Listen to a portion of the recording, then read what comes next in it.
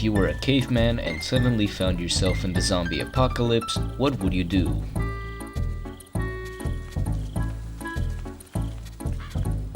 Today, we will answer this exact question by doing just that. By being a caveman, I can only use items that I forage and craft. Anything I find in chests or lockers is not allowed. Also, any advanced technologies cannot be used, since cavemen did not have AK-47s.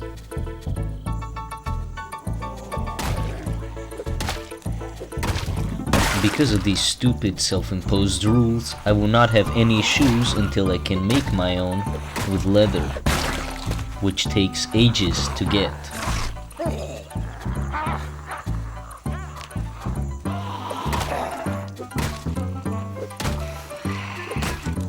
I will also be limited to very bad weapons until I manage to level up my carpentry skill. Until then, I will be crafting very garbage tier weaponry that will break almost instantly.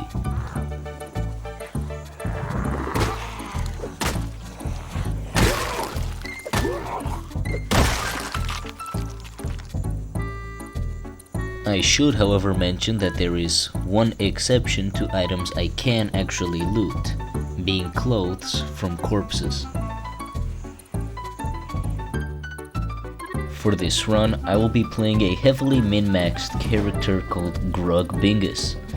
All of his abilities play into the fact that I will not be using any technology and will be living outside pretty much the entire time. Traits that would normally make the game harder, such as finding less items in containers, literally do not affect me at all because I can't even search them in the first place. Other traits, like Sunday Driver and Illiterate, would be very affecting in a normal playthrough. However, since I can't even grab books, I don't need to read them, and since I can't use cars, I don't need to drive fast. Another thing to note is just how much time you spend foraging around for items, since you can't loot anything, and you still need food to survive. Now, I had done a previous test run on the same world, and figured out that the only way to gain calories is by eating fish. No amount of berries will give you even enough calories to gain a single kilo on your weight. So if you don't want to die of being too skinny, you need to find a lake as fast as possible.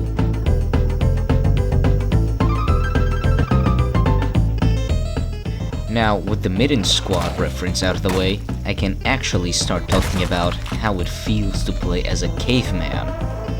Without having to think about firearms or cars in the future or any kind of technology, I was able to invest a lot more points into fitness and athleticism and survival skills than I usually would.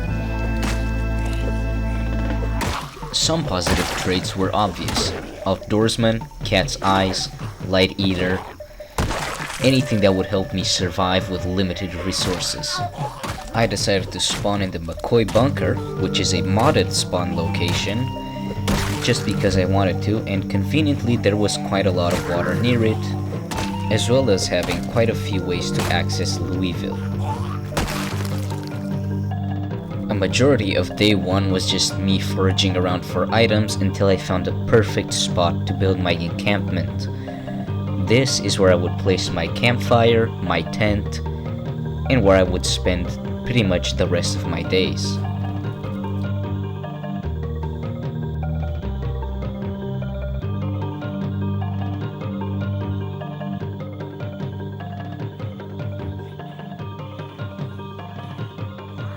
Soon after setting up camp, I would start seeing the effects of one of the mods I installed called Restless Zombies Fixed.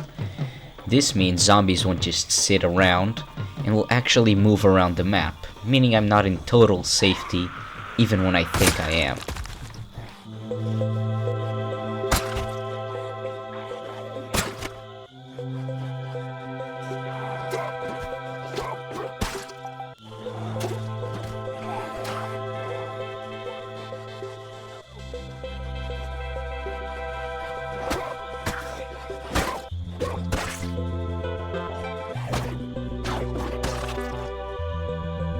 After clearing out that small group, I made two piles. One would be for resources and the other for food. Since I can't loot any stores, I don't have access to any non-perishable food, which means that if it's rotten, I'm out of food.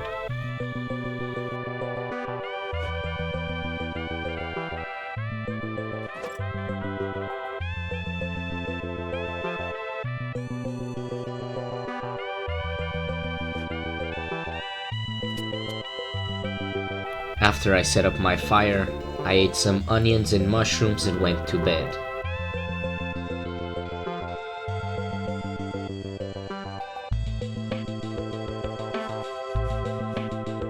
On the second day, I decided it would be time to make some more advanced tools. I was going to need a saw if I was going to ever get planks, which I would need to turn on my fire. Thankfully, due to the mods I have selected, I can craft a primitive saw to use, and I don't need to loot anything.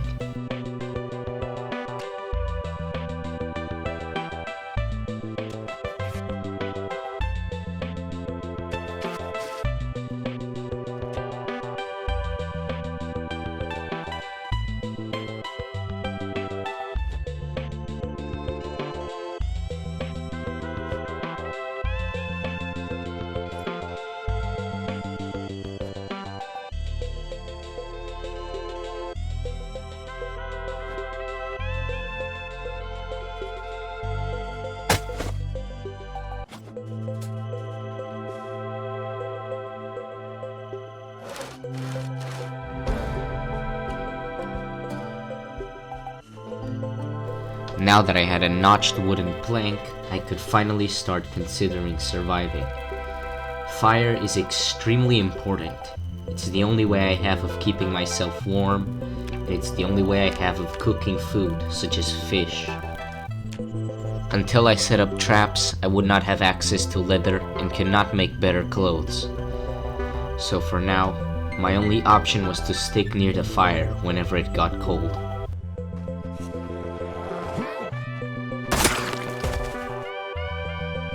After grabbing a tree branch, I lit my fire for the first time. Being a caveman is not easy. Having to go foraging almost every day just to make sure you have enough food for tomorrow and eating mushrooms and slugs all day is not easy. But the fire gives you a sense of safety. In a way, the fire itself is in fact symbolic. Keeping me warm, heating my food, and sterilizing my water. If the fire goes out, I will too.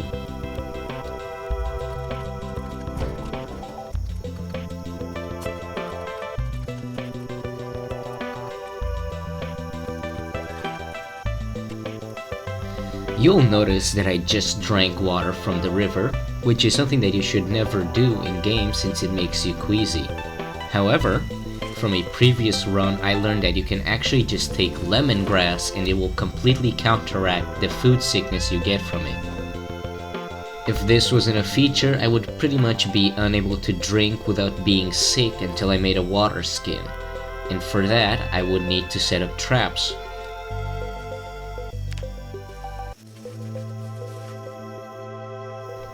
Now, I would leave my camp for the first time today to search for stones. Stones are extremely important in this playthrough as they're my only method of making tools.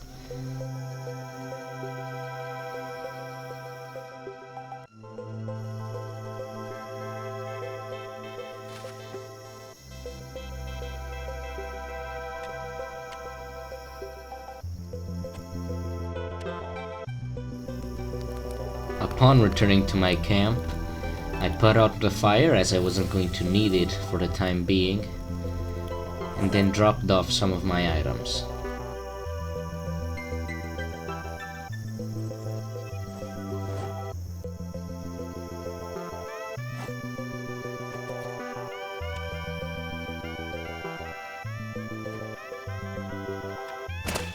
I then did some fishing as I knew it would be the only way of getting calories.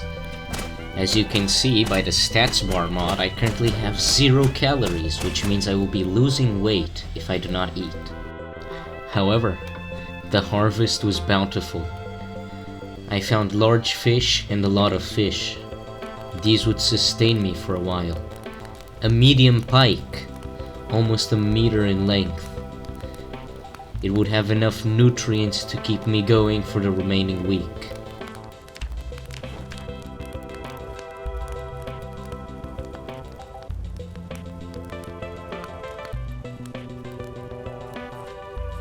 As I ate, I looked around me.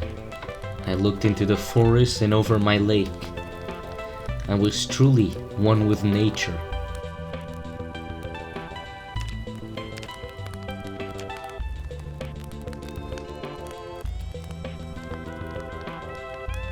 In no other run have I felt such primordial safety. Sure, you may clear a city, clear out a block, maybe barricade yourself into a house, but you never feel disconnected with the world. The caveman, on the other hand, is one with the elements. He has mastered fire, water, ground. He is a jack of all trades, and perhaps even a master of all. The caveman has learned to live off the land. He takes what he can get, and he appreciates it greatly. By using my foraging menu, I could tell what time it was. You will notice that the moon is exactly in the middle. This means that it is midnight. I will not go foraging until about 6 hours later when day breaks. The darkness is the true enemy of man. It brings cold, and you cannot see. Without sight, we do not know where the threat is. But in times of darkness, there is still my fire.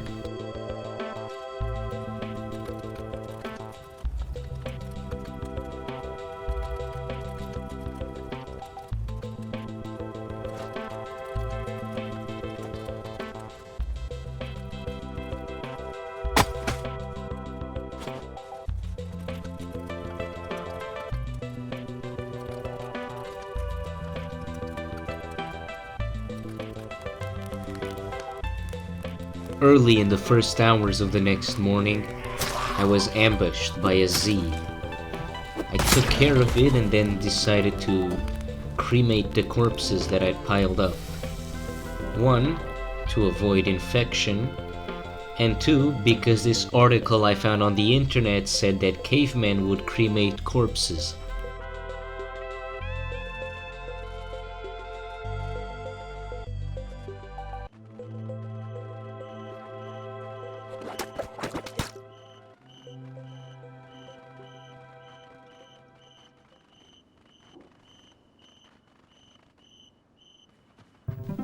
Shortly after making a pile of corpses, I finally saw the sun rise and decided now would be a good time to start my daily foraging.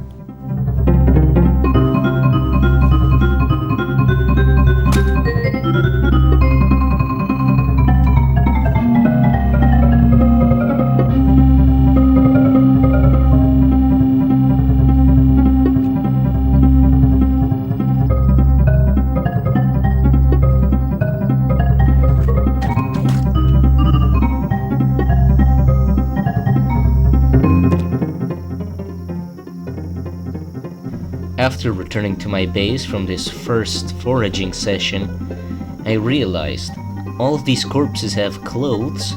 Each piece of clothing adds about 10 minutes to my campfire lifetime. So that's what I did next.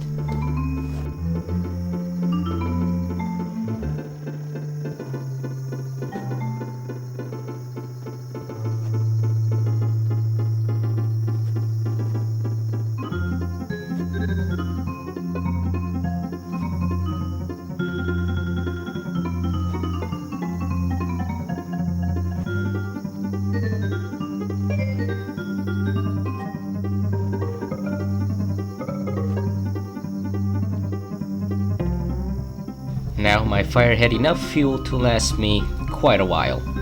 It would be enough to the point where I wouldn't need to be chopping down logs now and then. at least for a day or two. After dropping off some items, I decided to fish for a while. It is, after all, possibly the best food source I have.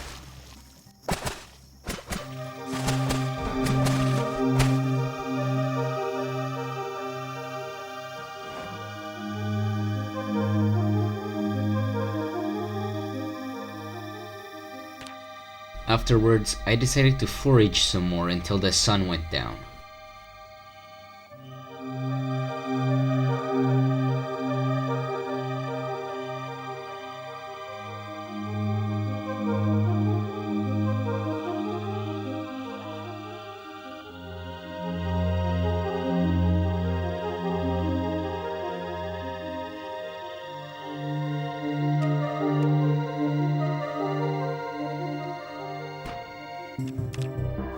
By the time the sun had come down, I was already back. I added some more fuel to the fire and started burning.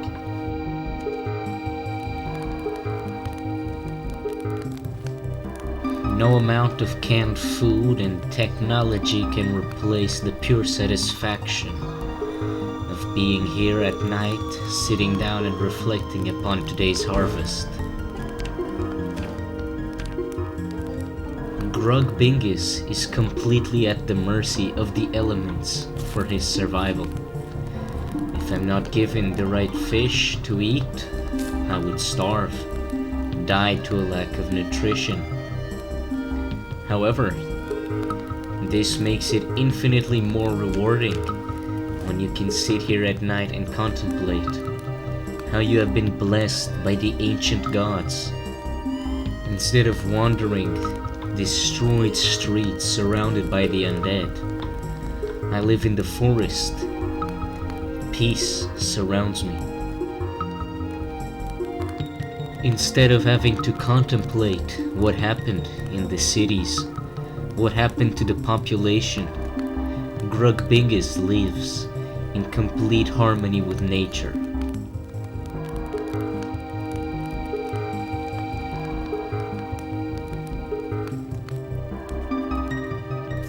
For some reason, one of the corpses didn't burn and I had to reposition it to complete my ancient caveman ritual of sorts.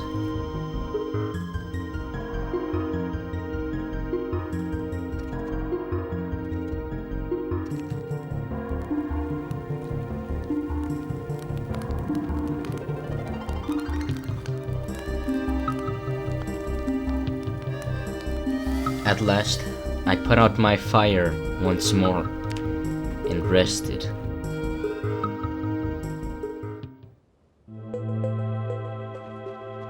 The next day, I woke up too early to start foraging already.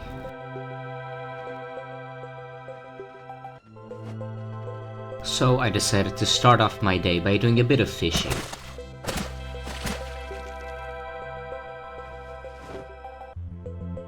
Soon after came the first rain of this playthrough. This was my sign to start planting the seeds I had found.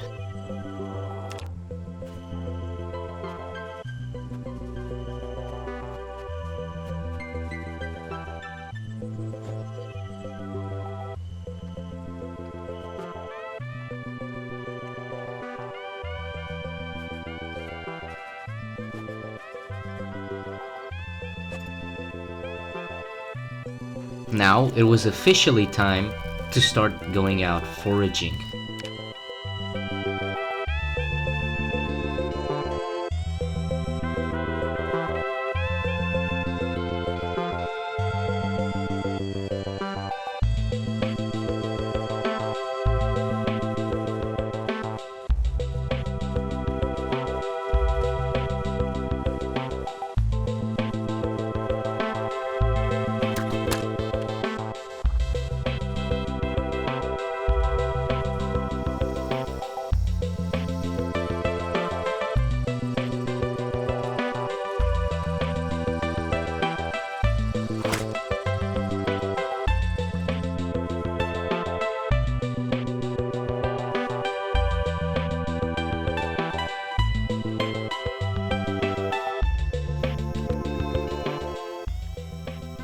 At this point, I felt that I was safe and could survive for a while without getting into trouble. Which brings us to the end of Grogbingus' story.